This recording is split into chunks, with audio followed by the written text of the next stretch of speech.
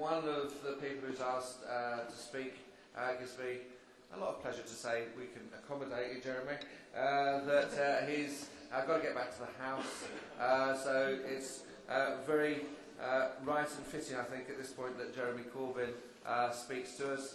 Patron of the PSC, support of Palestine, nice bloke, Jeremy.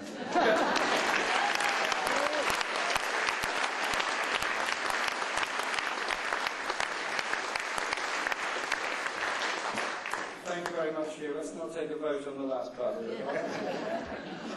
First of all, thanks very much. I'm sorry I've got to go back to the House of Commons after I've spoken, but there is a debate going on about a constitutional bill in which, unaccountably, a central part of the British Constitution is, you'll probably not believe me when I tell you this, but the right to demonstrate in Parliament Square.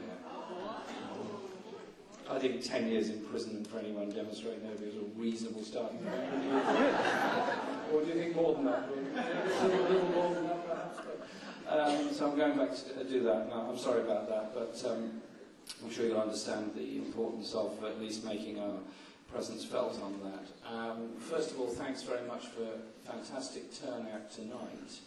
And there's a lot of people in this hall that have put an enormous amount of effort over a very long time into the cause of Palestine, into the cause of supporting the people of Gaza who are in isolation, and indeed there are many in this room that have been to Gaza, either with the recent convoy, congratulations and well done, or have been with the boats that have got through, have shown their solidarity and an attempt to defeat the Western strategy of dividing Gaza from the West Bank and allowing the encirclement of Gaza to continue. So I think it's important that we make our views very clearly felt on that. As many of you will know, I just returned from Gaza last night. I was on the delegation of European MPs organised by the Palestine Return Centre, and it was a large delegation, to put it mildly, but therefore slightly unwieldy. There were 60 members of Parliament from 13 countries that visited.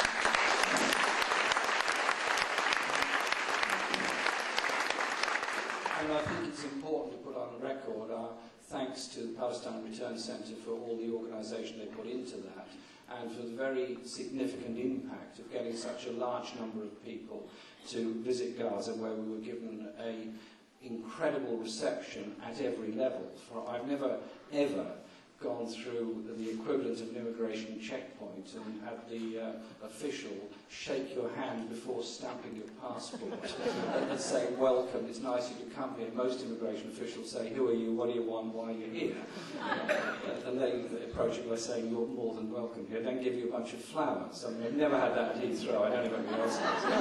But it was that sort of reception that we received. But I have to say that the whole situation in Gaza is, frankly, deeply traumatic. There are, and I'm sure those that were there at the convoy and others will attest to everything I say here, that meeting families whose homes were bombed a year ago are still living in tents provided by Rotary clubs, by charities, and all the rest of it. That should not be. And children who I saw with my own eyes have serious injuries that require operations and treatment, unable to get treatment either in a local hospital because they haven't got the facilities to do it, or to get out to be treated in Israel or Egypt or anywhere else. So again, the encirclement and the blockade of the people of Gaza continues, and that degree of misery goes with it. And the psychological damage to a whole generation being brought up, having known nothing for most of their lives but checkpoints, barbed wire, walls, imprisonment, bombardment, F-16 jets, destruction of homes and livelihood, getting a reasonable education courtesy of the United Nations Relief and Works Agency, the most educated population in the whole region, yet the highest rate of unemployment because the economy has completely collapsed. Street after street of businesses simply closed, shops not open because there's nothing to sell and there's nobody to buy who's got in a position to buy anything that they had to sell anyway.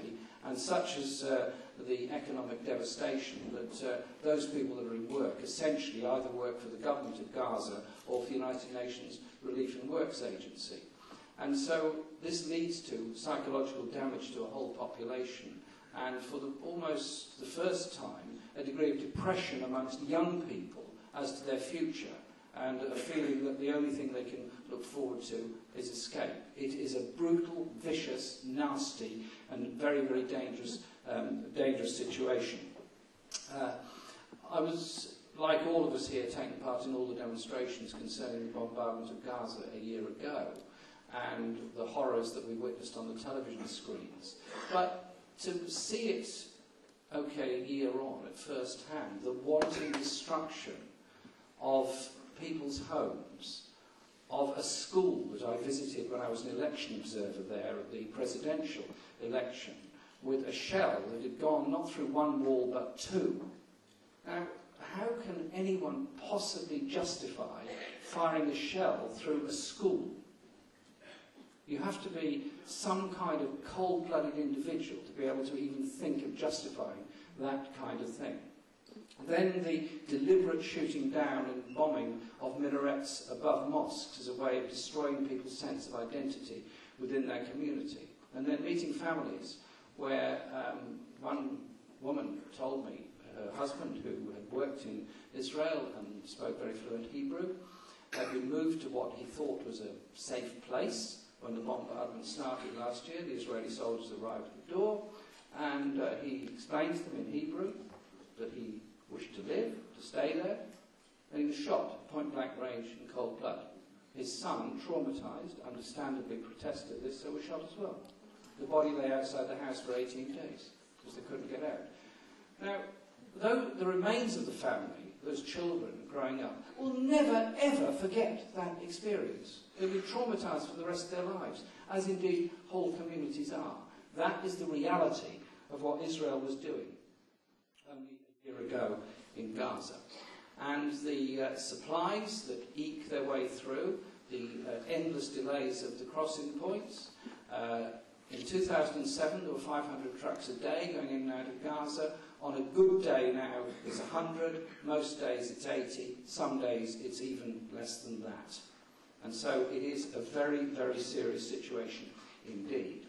And all the aid that was promised a year ago at the Sharm el-Sheikh conference, I understand from the United Nations, through John Ging, at a very long meeting with him, was that none of that aid has got through, not because the money hasn't been pledged or provided or given access to, but because of the blockade, it's impossible to get the building materials and everything else through. So he gave an example, for example, that he wanted to get more desks for the schools because the young population has increased. He can bring in the wood, but he can't bring in the metal. They can't bring in cement, but they've got plenty of sand.